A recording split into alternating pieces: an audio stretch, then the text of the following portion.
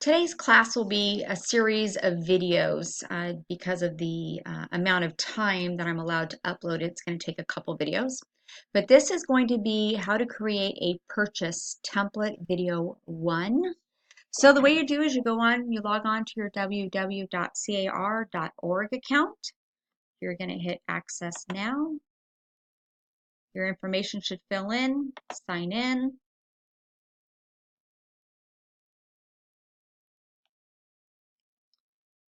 Validate.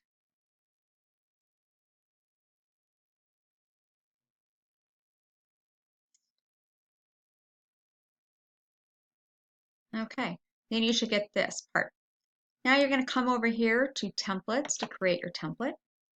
For the purpose of the class, we're going to create a blank one. And a template is basically what this is going to do is a template creates all your fill-in information so that the next time you go write an offer, all that major information is already in your system. So you're not having to manually type all the boxes over and over. So this will just literally have the template. There's going to be some modifications that you're going to be making, and we'll talk about that through that. Okay, so again, for the purchase template, we're going to hit our template here. We're going to hit New. We're going to call this a purchase template. I typically make mine an address, is how I do mine. So, but when you write another offer, but for the template part of it, I'm going to just call this purchase template video 1. Okay. Now what you're going to do is you're going to hit residential. Go ahead and mark this box, automatically apply this template to a purchase residential transaction, and you're going to save it. Okay, now you get this blank screen. Okay, so I'm going to move, you're going to be going to this document section, which is where you need to be. I'm going to move this screen over. You're going to go to all forms. Okay, the other thing you need to have is some of our outside disclosures, so you need to load those as well. So I'm going to show you how to do that in a minute. But in the meantime, we'll start with the forms that are already here. The first one you're going to start with is your cover sheet. Go ahead and add that. Your cover sheet is where you're going to put your buyer's name and their email. That's actually how your digital signatures is going to look for the email addresses to automatically populate that. So if you don't have their email in there, it doesn't know where to send the electronic signature. So we'll go back to that. Okay, so you have your cover sheet. Also, your MLS Connect, you'll also need to be on your cover sheet for doing that. We haven't gotten to that step. That will probably be another video as well. So cover sheet in. The next form you're going to need is your purchase contract, also known as your RPA. There we go. Next form that you're going to need is going to be your BRE, which is your buyer represent agreement, if you choose to do that. Go ahead and put in your buyer counter number 1. Again, this is just a template of all the forms you think you're going to need for a purchase contract. So BCO for buyer counter. Go ahead and just do 1 for now. You may find if you're countering back and forth, you may need to add these to your contracts later. An addendum, just in case there may be some closing costs, you're going to write that there. Request for repairs, which is RR. Typically should only need 1, possibly. BIW, buyer inspection waiver. If you've recommended to your client that they need to do a home inspection, a pest inspection, and they choose not to do that, then you want them to sign this waiver that says, hey, buyer, I kind of warned you to have these completed, and so what they're going to do is sign off saying, nope, we don't want to do it, and that saves you a headache if they have to go to court. Okay, and the next one we're going to do is a BIE. Minute you go into contract, this is the form you really need to send them next. That's a buyer inspection election. It's a list of types of inspections that the buyer has the right to perform. And again, that keeps you out of hot water if your buyer, gives them a list so they don't come back and say, well, I didn't know I could do a mold test. You didn't tell me. So this kind of helps that. Okay, so then the next one is going to be receipt for reports, RFR. And that's just a document stating that, in fact, you have given your buyers a copy of the NHD report, the preliminary report, CCNRs, HOAs, a home inspection, pest inspection, roof inspection, sewer inspections, just any little report that you got so you can validate, in fact, that your buyer did receive all those and they're signing that they agreed that they did. Okay. Now what we're going to do is I want you to add some external documentation in here. So the way we do that, so I'm going to scroll this, I'm going to X out of that. I'm going to scroll this over. We're going to go over here, add doc. Okay, browse for documents.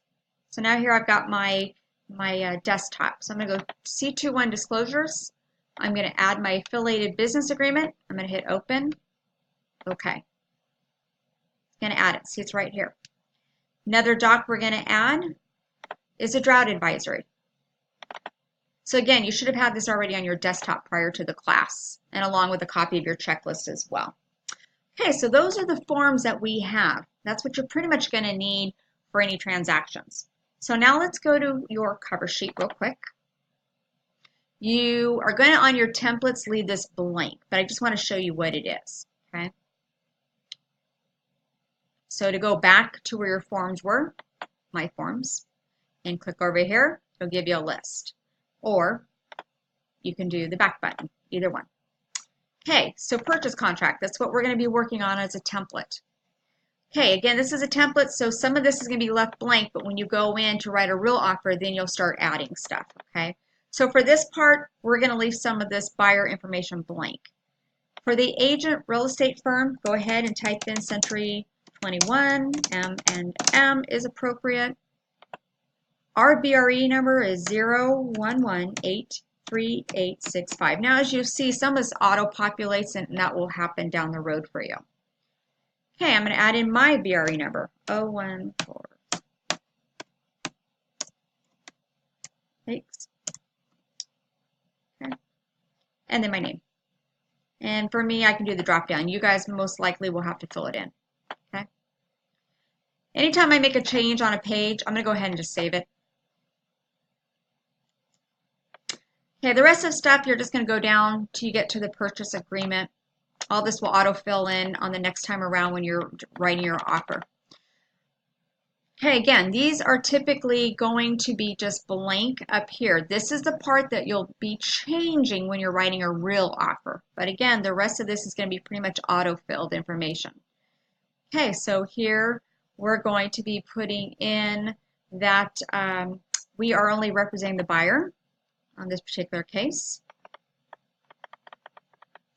Just keep in mind, guys, when you're doing a contract, if it's FHA or VA, please make sure that you check these boxes. It's super important. It changes what you need for a contract.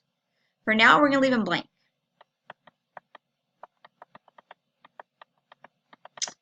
Okay, we're at this loan contingency removal.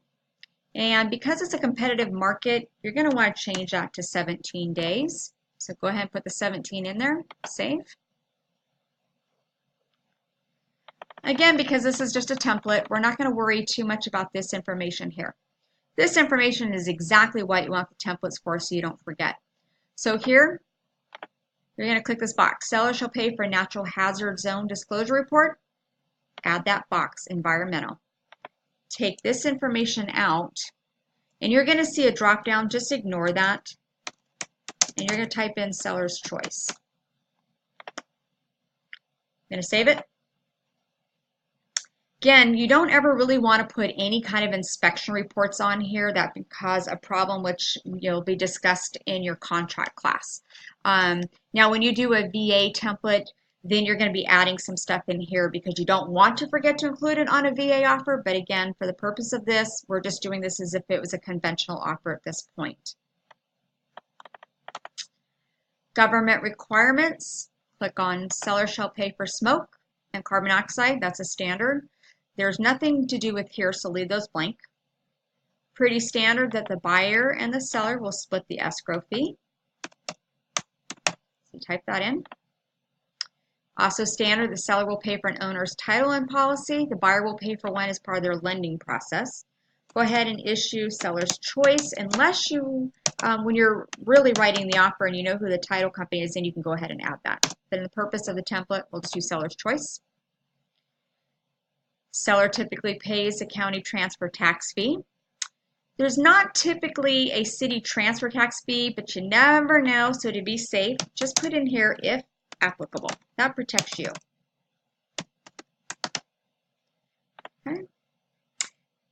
Again, I'm going to leave this blank for the template, but you have to remember when you're writing a real offer on here, if there is going to be an HOA, then typically you're going to mark seller and seller. Okay, so that's important. If your client wants a seller to pay for a home warranty, you're going to be checking these boxes, filling this out. Typically a warranty without a pool, I would say $500 in here. If they have a pool, I would say $700. Make sure you check this upgraded box. And then here you would also put in seller's choice. Now if it's a very competitive multiple offer situation and you've talked to your client and they want to make sure the seller is netting as much as possible and they don't want a home warranty, then you would just click this box. Real important. So these boxes need to be checked or these boxes need to be checked. Okay, down on items included for the purposes of a template, just mark that. So that all stoves are always coming in. So again, you could do a template that would be for residential income. Then you would make sure that these boxes are checked. And that would be super important because that could actually cause lender fraud if you make that mistake. So again, that's why it's really good to have different templates and then you just check it one time. You don't have to think about it again. Scroll down.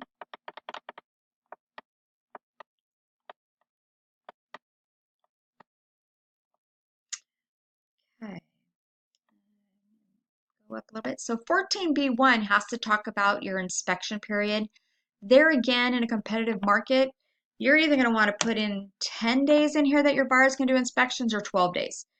On my templates, I leave mine as 10, so I'm going to put that there, but you can change that whatever you would like. Go ahead and hit save.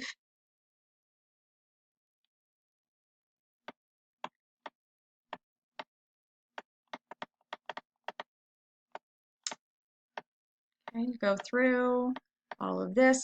Now remember on the digital signatures, it does not automatically fill in these signatures here. So when you get to the electronic side, you'll see like a little box. You'll either click on it to make sure it's mandatory, or sometimes on the column on the right-hand side, it'll say required.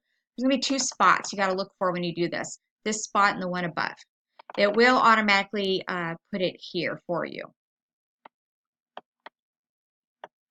Okay, then here I would put my name, Sandy Crichton, comma, agent. I'd put that in there. Contract's automatically going to roll to 3 days for the buyer, the seller to respond back to the buyer on this. If you wanted a quicker time, you wanted 24 hours or by a certain date and time, then you would fill in this information. Again, for the purpose of the template, leave that alone.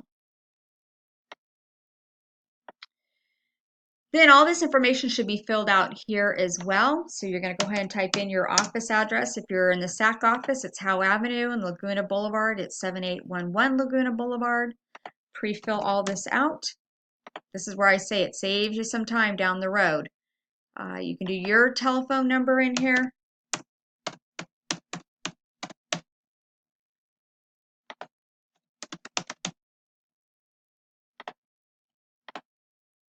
Okay.